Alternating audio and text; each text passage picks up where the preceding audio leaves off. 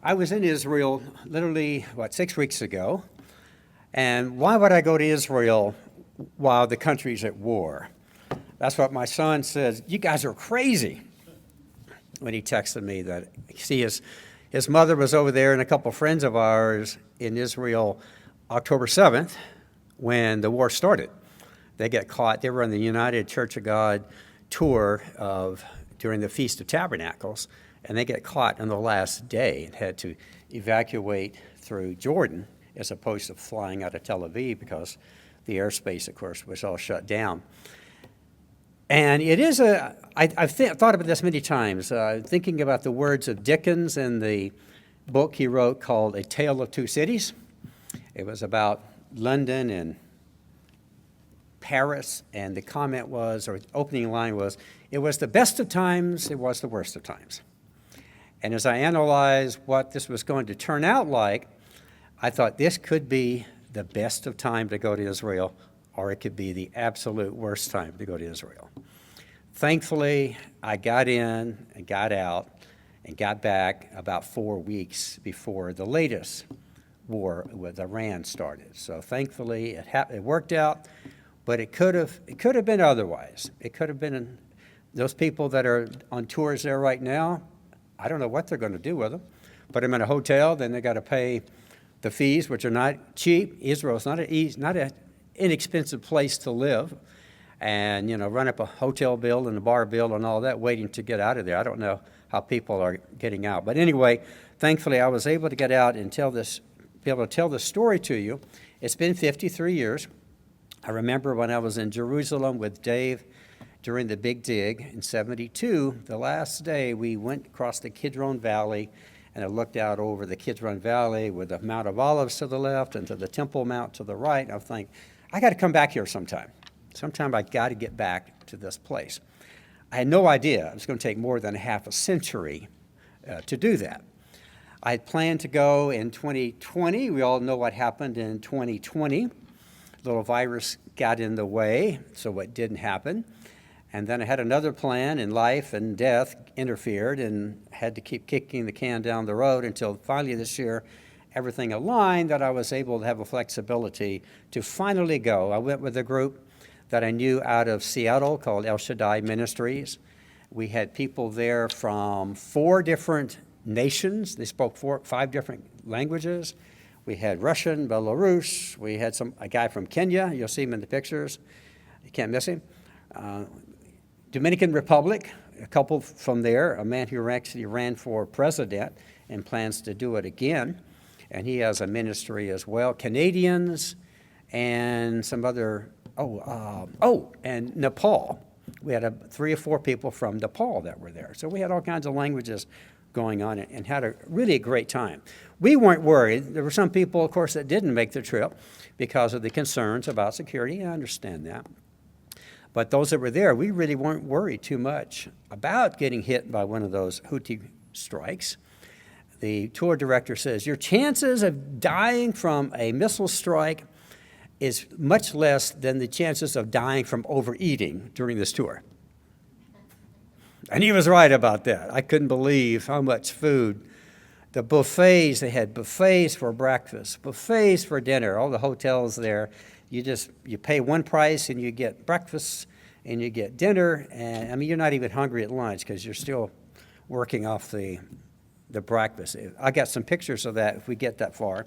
On one station I remember looking at, there were 16 stations. It took 16 pictures just to take a picture of all the food. So yeah, there was less chance of getting hit by a missile strike. But we all know what happened a couple weeks ago. And that certainly is a game changer. I'm not going to get too much into that, but I will get into the strike that happened when I was there. What I wanted to cover was a lot of things. I spent 2 weeks there. It took me, about 2.5 weeks, actually. I left 4 days before the tour began, which was 44 people, 1 bus load from all over, as I mentioned, the world. And for the first day, I was at Heathrow Airport in London, and there I had an 18-hour layover. I didn't realize it was quite that long until I looked at it and go, oh, I got 18 hours. What am I going to do in London for 18 hours? So I got a hotel, went into the town and to the West End and took in the play, the movie, or not the movie, the musical of Les Miserables. The last time I was here for the last Pentecost service, Dave Haber played one of the theme songs, All I Ask of You, I think it is, which really brought back a lot of memories because I like that story from Victor Hugo.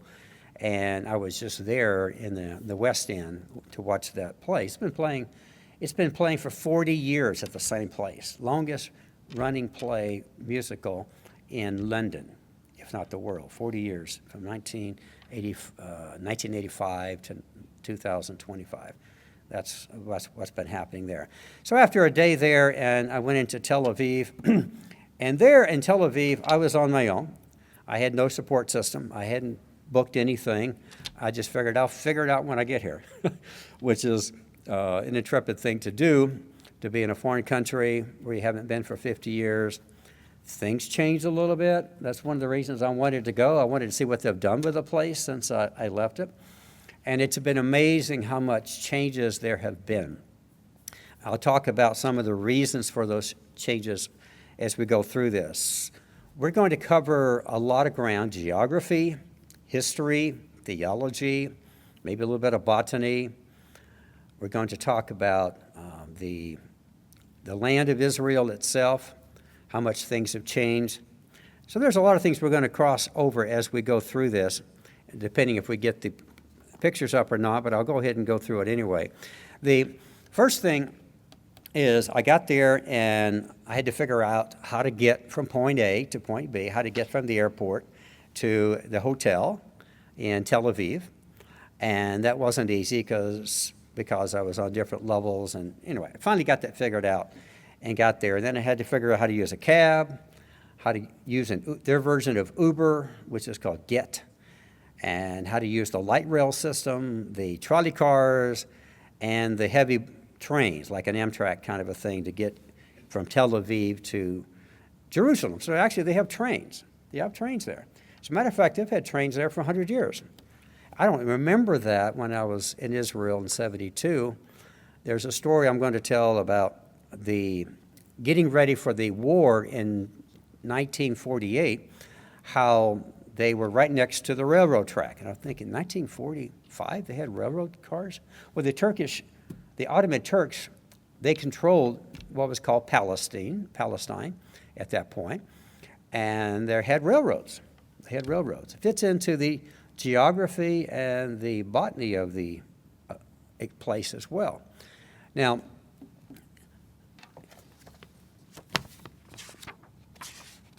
Mark Twain, we all know about Mark Twain. He wrote a book called Innocents Abroad. He went to Israel in 1867. How many people knew about that? Mark Twain went to Israel, or Palestine at the time, in 1867 and put his remarks in there, which were quite extraordinary. So these are some excerpts from The Innocents Abroad by Samuel Clemens, otherwise known as Mark Twain. There's not a solitary village throughout its whole extent, not for 30 miles in either direction. There are 2 or 3 small clusters of Bedouin tents, but not a single permanent habitation. One may ride 10 miles hereabouts and not see 10 human beings. We traverse some miles of desolate country whose soil is rich enough, but is wholly given over to weeds, a silent, mournful expanse wherein we only saw 3 persons. With not a tree or a shrub to interrupt the view lay the sacred Sea of Galilee. That is the sort of solitude to make one dreary. Come to Galilee for that. If these unpeopled deserts, these rusty mounds of barrenness that never, never, never do shake the glare from their harsh outlines and fade and faint into the vague perspective. If these things were not food for a rock for me to sleep, Mother, none exist, I think. A desolation here that is unimaginable, graces with the pomp of life and action, we reached Tabor, that'd be Mount Tabor, safely. We never saw a human being on the whole route. Tabor stands solitary and silent. The hill is barren, rocky, and forbidding. No sprig of grass is visible, and only one tree. Presently, we came to a ruinous old town on a hill, that same being the ancient Jezreel. It's in the middle of a great solitude. This goes on and on and on. Hardly a shrub or a tree anywhere, from the olive and the cactus. Those vast friends of worthless soil had almost deserted the country. No landscape exists that is more tiresome to the eye, that which abounds the approaches to Jerusalem.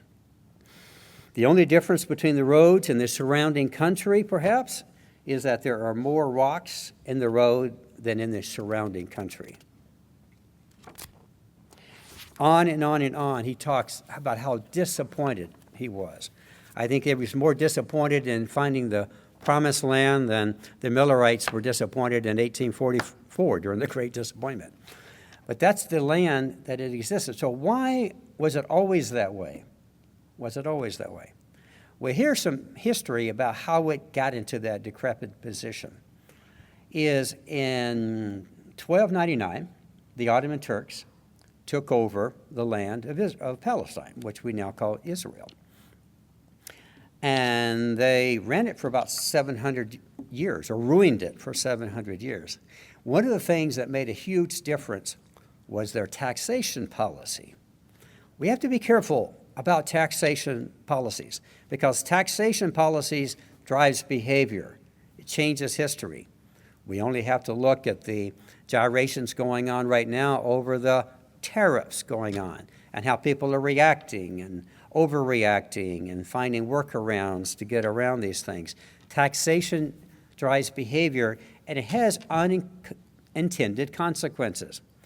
Guess what the Turks came up with is a way to tax people, because every conquering empire wants to tax the people and get money out to pay for their war activities and to create generations of wealth and a system of wealth so they can sustain their empire and keep growing or keep sustaining it. So what they came up with was a brilliant idea. Well, if we ask people how much money do you make, they're going to lie. Anybody know anybody that would lie on their tax returns here in America? Not in America, right? We all are glad to pay our fair share. I see a lot of nods out there. Thank you very much. Well, the Turks came up with an idea, something you can't hide. What is it that you cannot hide? You can hide your wealth, you can hide your shekels, but you can't hide trees. So the tax man would show up and say, hey, I'm here from the Turkish Empire, and we're doing our tax evaluation assessment, and I see that you have 10 trees out there. And at 5 Turkish lira a piece, that's 50 shekels, or 50 lira that you owe us, the crown. Well, what do you think the inhabitants did after that? Yeah, they took an axe and they cut down their trees. The next year they came back and they taxed them, and they got tired of paying taxes, so what did they just cut down all the trees.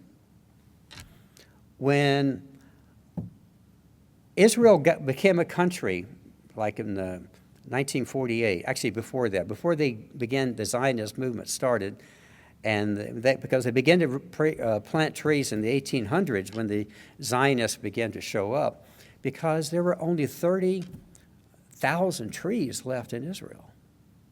30,000. Now there are 230 million. That's the difference, having the right management, the right people in charge. And they stopped taxing people on trees. But you would think after 700 years, the Turks would have realized this isn't working very well. We have less and less things to tax. So either you raise the rate per tree, or maybe we come up with a different plan. But they didn't get it. Thankfully, they fell apart. In 1922, the Ottoman Empire was dissolved. They were on the wrong side of World War I. They lost. England or Great Britain won. They took over when General Allenby crossed over the now called the Allenby Bridge into Palestine. Then the British Mandate took hold, and the Brits ran the place from 1917 up until 1948, when Israel got its own independence. So during that time, they were using the Turkish lira, and then when the 1920s, they began using the Palestinian pound, which was equal to the British sterling. And then in 1980, they switched over to the shekel, which we hear about in the Bible. So they went back to the old name called the shekel. Right now, the exchange rate is about 3.6. I don't know what it's been like since this latest war on top of a war started, but it was about, for every dollar, you could buy about 3.5 shekels. And it was kind of confusing at first. When I got there, I was trying to do the translation in my mind, and I realized, oh, I'm using the U.S. dollar to British pound conversion rate, so I was going the wrong direction. And I thought this hotel was costing me like $250, but it was only a fraction of that. Anyway, I had to learn to adjust using different ways of transportation, understanding things in Hebrew. Most things are in English, but there are some times when coming in, having some Hebrew. I studied Hebrew 5 years ago, biblical Hebrew through Hebrew University, and also modern Hebrew, because I wanted to be able to talk to the natives while I was there. You don't get that much opportunity, but a few, simple things like shalom and such as that. Anyway, so what happened is when they got there, the English got there, and the Zionists began to come back, they realized, where's the trees? And the reason was because of taxation policy. Well, it's now changed. They were planting forests. You could see small trees when Dave and I were there in 72, especially like around Yad Vashem, that area. And then now there's forests. As a matter of fact, they have so many forests, they had a forest fire right before I got there. So there was a lot of drama right before and after the time I got there. So when I was on the way there were forest fires because of winds coming in and stirring things up and whipping through, and they were losing a lot of trees. And eventually there was a rainstorm came and knocked it out. When I got there in Tel Aviv, the land, the sky was just dark. It just looked like dirt was in the air. Well, it was dirt in the air. All of that desert dust got up in the atmosphere. And when it did rain, like a day or two before I got to Tel Aviv, they had a nice rain. This was in early May, which is kind of late for rain. It basically rained mud. I have pictures of it. Like, why is everybody's car just covered with mud? And it was literally raining mud because it went through all of that dirt, washed out the air, and on their car. You couldn't even drive your car until you clean your windshields off because you couldn't see out of it. I asked people, well, are cars always this way? I mean, seriously, they like, what's the big deal, But anyway, there was, so anyway, that's what happened. So now we have trees over there, olive trees all over the place. I mean, millions of olive trees and palms. Date palms, for example, and so banana orchards that they're planting there. And they planted a lot of pine trees, especially up in the north and around Jerusalem. So those trees are there to keep the soil together and provide shade, knock down the heat, and it's made a huge difference. And I have a lot of pictures along the way where you can see how it's changed. And I don't remember back in 1972 seeing that many trees. It was pretty barren. Like Mark Twain said, there's nothing but rocks and more rocks and dirt and rocks. Thankfully, some of the Roman roads we walked on while we were there 50 years ago are still there, 2,000 years ago. They may be rough, cobblestones, but they still work. Whereas today, we have to repave, asphalt our highways every 3 or 4 years, right? And there's the last 2,000 years. So are we doing it the right way? But we want those nice, smooth rides, so that's what we get. So Israel changed a lot since then. In 1945, something interesting happened is after World War II, oh, by the way, just an aside, my father was in Palestine in 1972, courtesy of the U.S. Army Air Corps.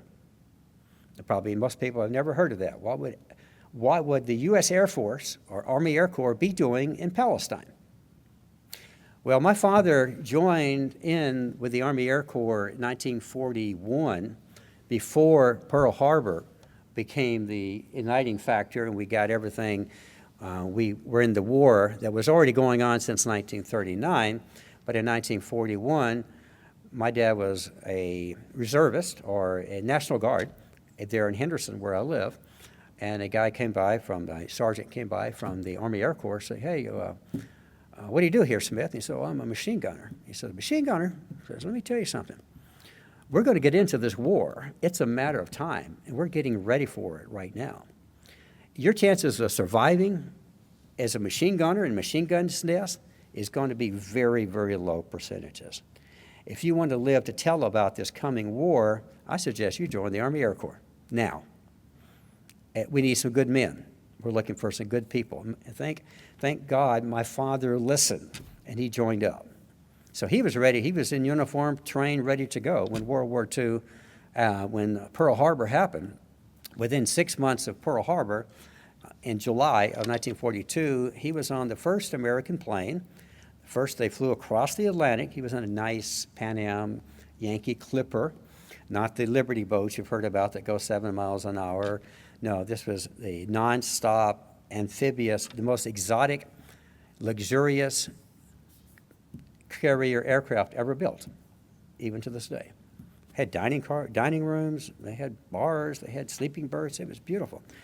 So we got to go first class. So he was on the first plane to Egypt. And he went all the way across from West Africa to Egypt. But at that time, in July, there had been the first battle of El Alamein, Egypt, along what they call the Alamein line, and the Brits were basically retreating all the way across North Africa towards Egypt, because Rommel was just running roughshod over the British Eighth Army, and then so we came in to support Bernard Montgomery during that war in North Africa and in Egypt.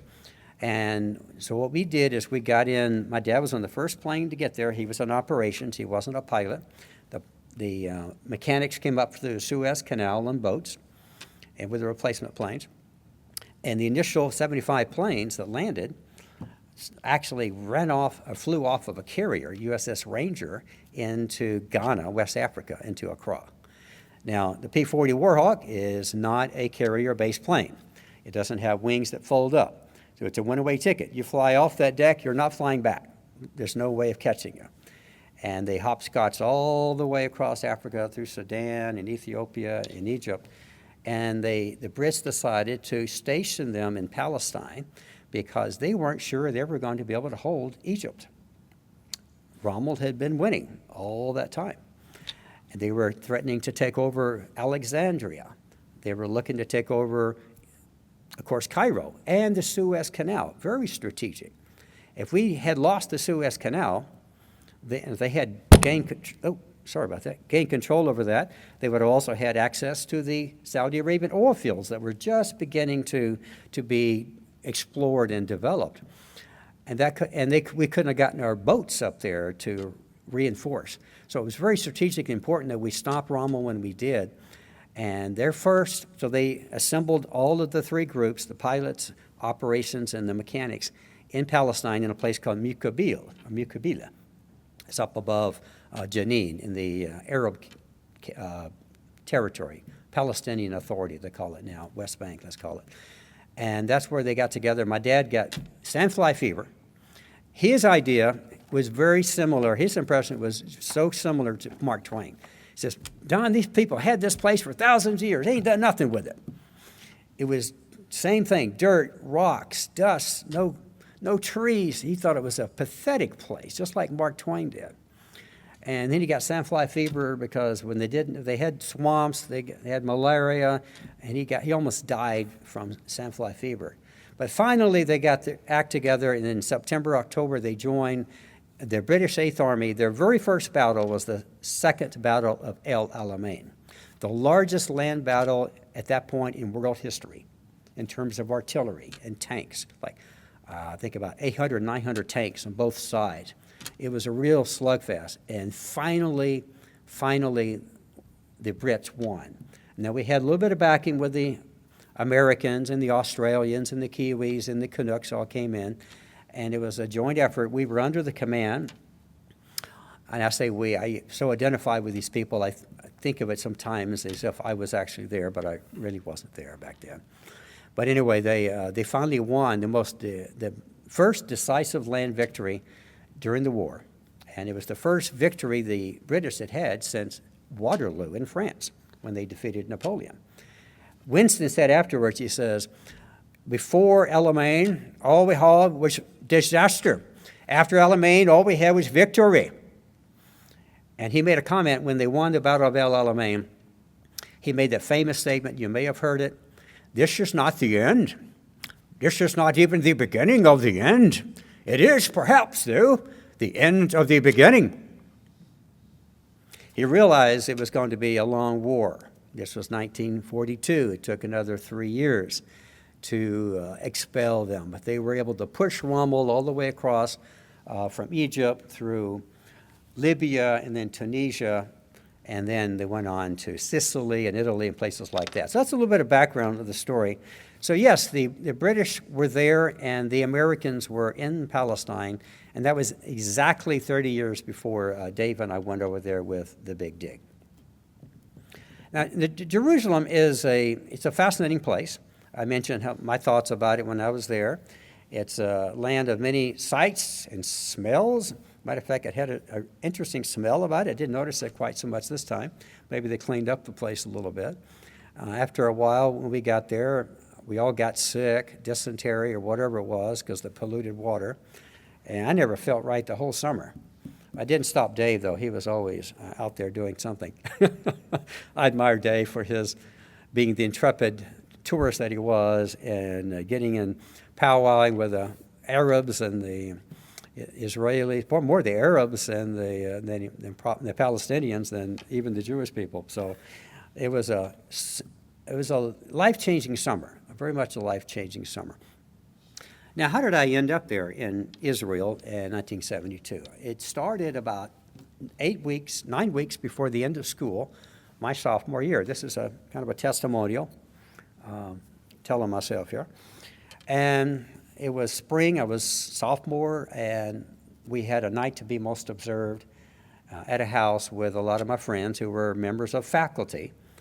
And after most of the guests left, it was just me and the three friends there. One of them was my previous roommate, Dan Newell. And all of a sudden, I realized, okay, the whole thing has changed. Everybody's gone, and they want to have a talk with me. They want to talk some sense into Don Smith.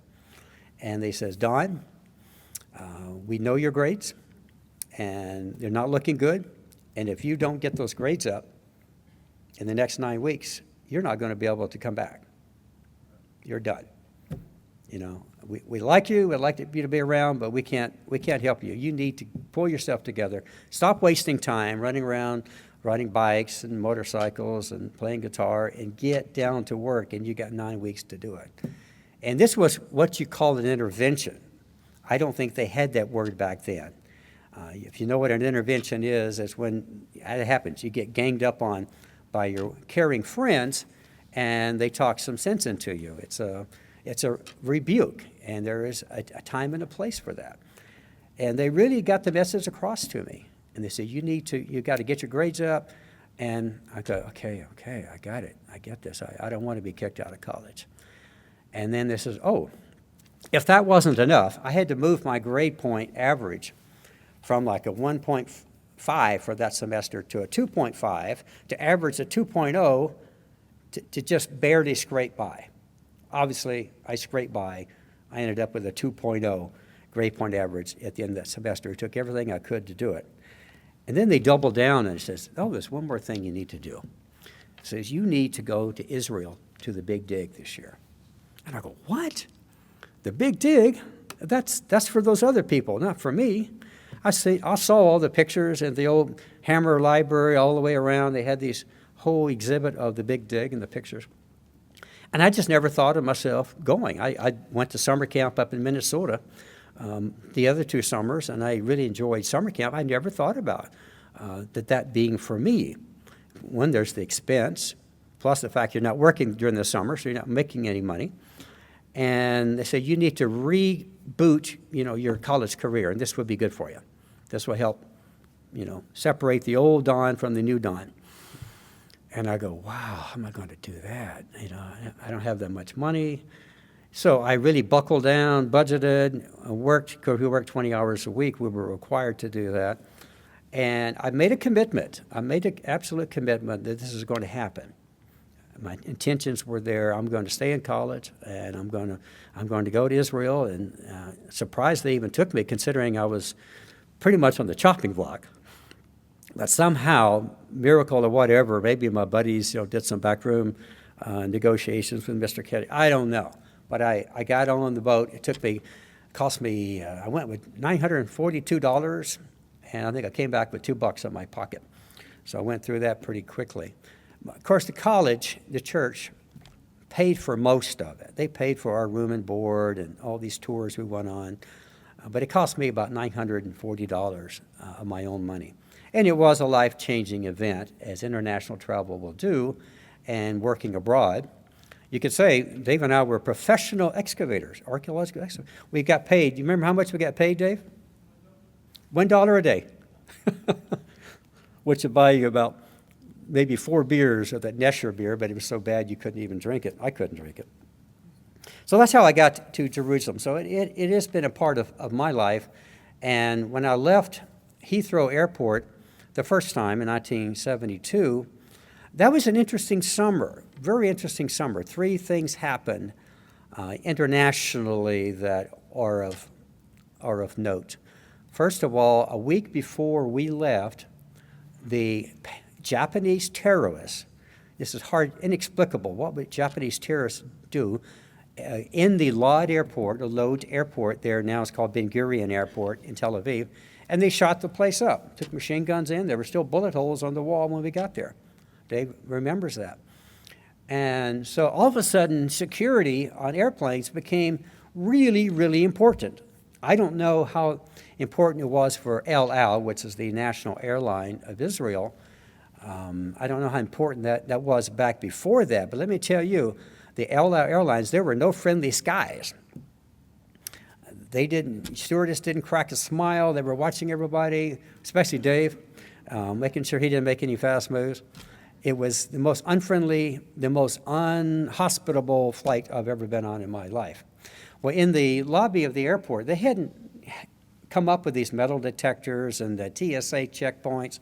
What they did was right in the middle of the lobby of the airport in Heathrow, you put your baggage down, you open it up, and they came along and inspected it. Is that right, Dave? And I remember after that, there was this old couple going to Jerusalem, and they cut in front of me, or maybe asked, and I said, okay, go ahead and go. They say, you shall find your reward in Jerusalem. So I did find my reward in Jerusalem. Both times I got to go, it was a very unique experience.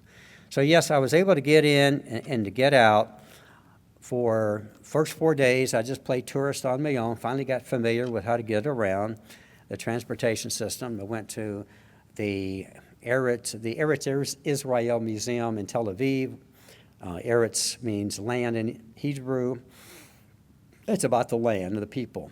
And I have some slides of that if we get a chance to show them. And I went to Jerusalem on the Sunday to go to the Israel Museum, but it was closed. So I went to the Bible Land Museum and saw more pottery and rocks and things like that. Well, that morning, on Sunday morning, this is the day before the group arrived from America and Kenya and Nepal and all those places, there was a missile strike on the Tel Aviv airport. Have you all heard of that? It's kind of eclipsed by what's happened recently.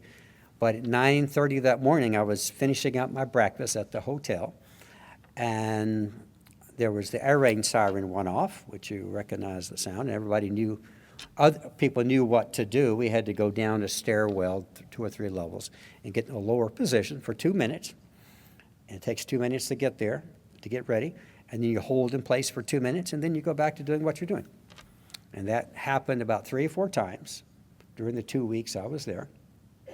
One time we were driving in the bus, and the siren went off, and I watched people, they stopped their cars, and they got out, and they went and laid down in the ditch. I don't know what's really safer, being in a ditch or being in your car, but that's what they did if you were driving around.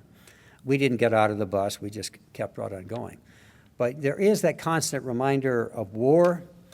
You see everywhere, tourist places, on the streets, on the buses, on the trains, you see Israeli soldiers in their olive drab, their green outfits, and they're loaded, they've got their sidearms on them, and they're carrying AR weapons strung to their, off their shoulders. They're always ready for war. And even while they're in buses, you just see people walking on board with a submachine gun. And we don't see that in America very much. But and we saw some of that in Israel when we were there. You'd see Jeeps go by every now and then with guys with guns. And I think only one time did I see at Tel Dan, or at that spring up there was a guy, on tourist by himself, and he had his machine gun. I've never seen that before. But that's the way they do it over there, because obviously they have to be ready at a moment's notice. We had a rabbi, Orthodox rabbi, come to this kibbutz out in the Judean wilderness, and he talked to us about this kibbutz, and he had, he was packing a 9mm on his waist, and he had his gun strapped to him. He was full battle regalia, and basically talking to us with a machine gun strapped to him. He was ready for war at any time. You have to be ready. Washington said the best way to avoid war is to be prepared for war. Always, if you're not ready, then bad things happen. So anyway, that was my first experience. And then I thought it was interesting, the news reports, how there was a little difference in what I heard in Israel and what I heard on CNN International. And in Israel, they reported that missile strike. Oh, by the way, it landed about 300 meters, or 330 yards, from the international terminal, the terminal that I flew in and flew out of. It missed by 300 yards. That's pretty close. Now, the Israelis said what hit was shrapnel. Like, I was thinking shrapnel, I mean like the fuselage that didn't have the bomb, that carried the bomb. And they were saying it was shrapnel. But then an American said, no, this one got through. The Israelis were first saying that they shot it down, and that was shrapnel that hit the ground. But looking at the film footage, it's kind of hard to tell for sure, but I'm thinking it probably was one of the missiles that got through. Israel understands that about 95% of the bombs or the missiles can be intercepted with the Iron Dome, but it's not 100%. It's about 95% effective, and that one got through. Now, had it hit Ben Gurion Airport in Tel Aviv, which was literally 8 miles away from where I was, so that's how close we were to a strike, then that could have changed a lot of things. Had it hit that airport, it would definitely have killed a lot of people, injured a lot of people, created a lot more terror, shut down the airspace totally. After that point happened, El Al kept flying in, and the Arab airlines around there, like the Emirates and the Etihad, they kept flying, but American, British Airways, all the other ones, they stopped flying in. So thankfully, I flew in there 5 days early on British Airways. Had that not happened, I would have had to reroute it through El Al to get there. So timing-wise, things worked out. But what happened to me in London was interesting. I had an 18-hour layover, and I may have misunderstood them, or they explained it to me that my baggage would be checked through all the way to Tel Aviv. Well, they have a rule, if you're going to be in a layover for more than 12 hours, you have to pick it up in the morning at the baggage claim, and then recheck it all over again, go through the TSA type thing. I didn't realize that. I was at the gate. I got a call from British Airways to say, Mr. Smith, your baggage is still here. You didn't pick it up this morning. And I go, well, I thought you guys were checking it through. She says, oh, not after 12 hours. Oh, my goodness. So they tried to get it onto the plane. They couldn't, and that was Thursday. And then if it didn't get to the Tel Aviv airport by 9 o'clock in the morning, or 6 in the morning, when the van loads up and takes all the lost luggage all around the country, if it doesn't make it on that flight, then it's the next day. Well, the next day is Shabbat. It's the Sabbath. Well, they're not working on Shabbat. So I went 3 days without my luggage. Thankfully, I had one extra shirt. So that was interesting. But I met a lot of interesting people there, a lot of interesting people. One of the men that I have a picture of him is, I forgot his name. He is a modern history professor in Brussels, Belgium, and he lives in the Netherlands. And he deliberately, on his breaks and his vacations, he goes into war zones on purpose. He wants to see history as it's happening, modern history, that's his field, as opposed to the versions you get from other people and CNN or Fox or whatever about what happened. He wanted to be there and see it when it happened. He goes into places like Ukraine during the war. He wants to go into Kashmir, which is between Pakistan and India, I think. Not a nice place to be. They're having a lot of issues. But that's the kind of places that he goes to. And he missed by a few hours what happened that day with the missile strike. But he was able to get out, get back to Europe and to his classes, I suppose. So that was interesting, where a person deliberately goes into an area, keeps an open mind and listens to everybody. Just an example of some of the people that we talked to.